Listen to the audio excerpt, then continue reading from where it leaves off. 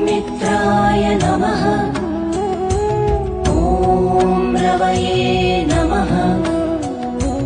ॐ सूर्याय नमः। ॐ भानवे नमः। ॐ खगाय नमः।